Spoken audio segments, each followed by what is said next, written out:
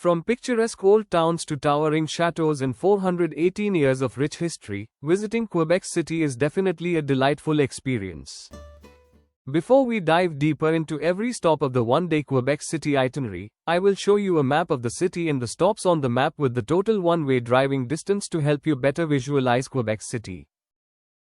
The first stop we will be talking about is Le Citadelle de Québec, a 19th-century British-built fortress as a defense from a potential American invasion. The Citadel still remains as a functioning Canadian military base. The tour of the Citadel is an hour long. The Quebec City Parliament is right next to the Citadel and can be toured before or after the Citadel. However, I would reserve 1 hour in between these two tours since you need to arrive 30 minutes earlier to the Parliament tour for security checks. Be mindful that all visitors 16 years or older must provide a valid photo ID with the date of birth. Even though touring the Parliament isn't usually on the bucket list of Quebec City travelers, especially one-day Quebec City travelers, I would still recommend it due to the experience of the tour guides and the meticulousness with which they explain the history and workings of the Parliament.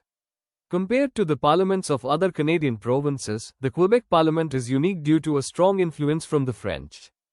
Another stop on our list is the Plains of Abraham, famous for hosting an 18th-century battle between France and England.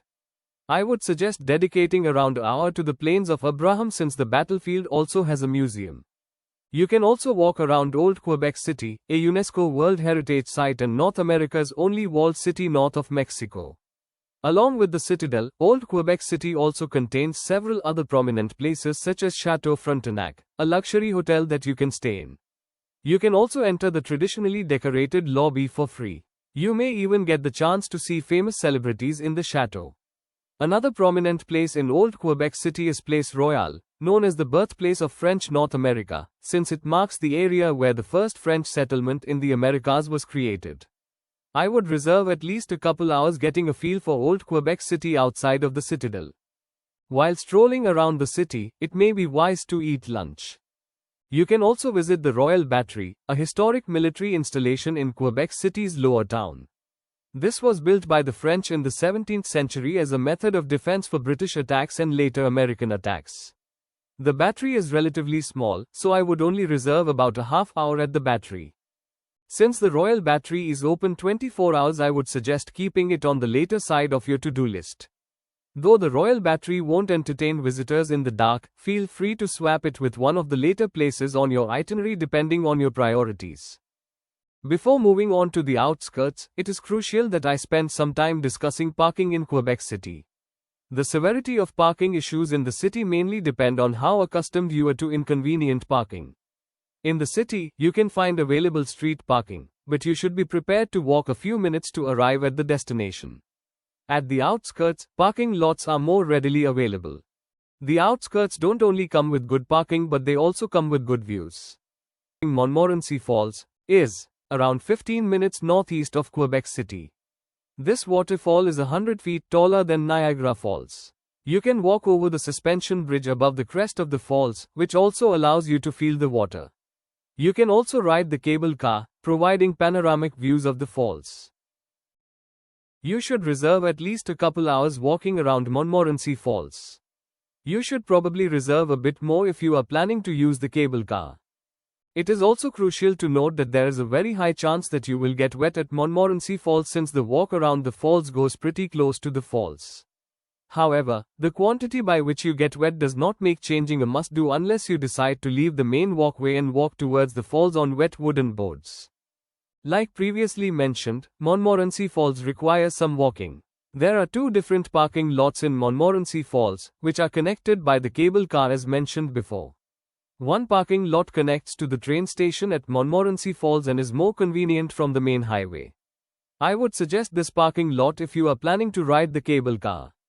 Otherwise, I suggest you take the parking lot on the higher side, where you get direct access to the walk around the falls where the summit of the cable car is located.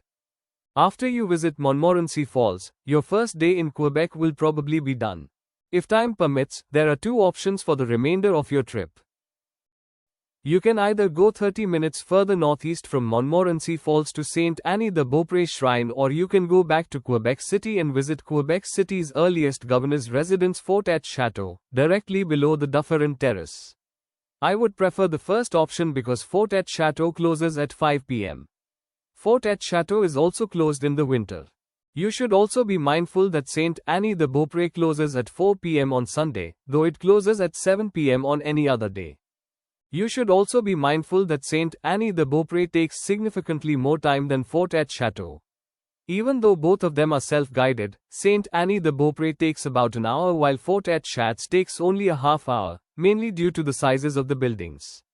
Also be mindful that Saint Anne de Beaupré has two different entrances, so if the place seems significantly small then you probably missed the second entrance which would allow you to explore most of the shrine.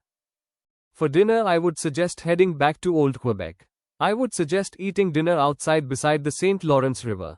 In Old Quebec City, there are frequently tables to eat at throughout areas where restaurants are common, which also includes certain riverside areas. Evening is also a good time to shop for souvenirs, which are quite common in the touristy portions of the city. Before we conclude this video, I would like to clarify some crucial facts about visiting Quebec City. The province of Quebec has one official language, which is French, not English. This is why I suggest that it is helpful knowing a few basic French words. The signs are also written in French without any English translation. However, Quebec signs usually rely on symbols to convey the meaning. When I visited Montreal and Quebec City, most of the people knew English as a second language. The further north you go from Quebec City, you will encounter fewer and fewer people that understand English. However, all of the tours are given in both English and French. It is also important to note that while it is possible to explore Quebec City in one day is certainly not enough for Quebec City. You can easily spend a couple days admiring your surroundings. I hope that you enjoyed this video. Please don't forget to like and subscribe.